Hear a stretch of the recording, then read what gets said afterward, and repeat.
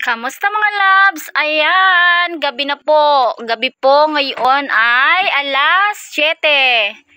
Alas 7 na pong mahigit ng gabi dito po sa amin. Ayan po, wala pong ilaw ang poste. Kung nakikita nyo po yan, hanggang dun po sa may tulay na dinadaanan ko. Ito po yung,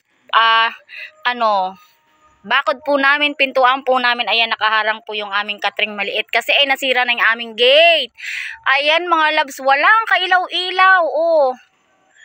Tinanggal po muna ng barangay kasi nagtatambak po doon sa taas. Ayan po oh, ang pagkadilim po dito sa amin. Ayan mga loves oh. Ayan, ang labas, ang namin, bakod. Ayan ang aming aso. Ayan po. Masyado pong madilim, lalo na po sa labas. Ayan po, oh. I-video ko po. Ayan, ang aming loob ng bakuran. Ang labas po ay pagka-dilim-dilim. Solar lang po ang aming ilaw. O, ayan, ang aming tulugan. Yun yung isa, oh. Umiinom.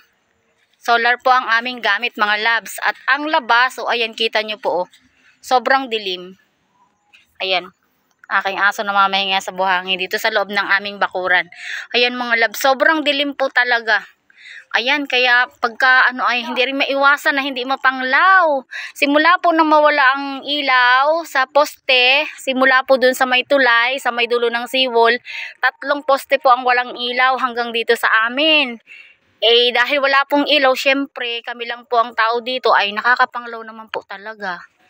Ayan, at ito namang aming mga aso ay simula alas 8 hanggang alas 12 panay ang tahol. Nandito lang naman sila sa loob, wala namang tinatahol. At kami naman ay nakahiga na, kaya kami rin ay napupuyat mga loves.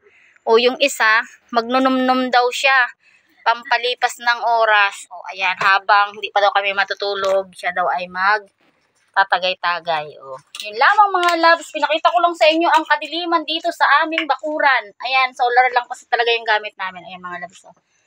Yun lamang. Thank you for watching.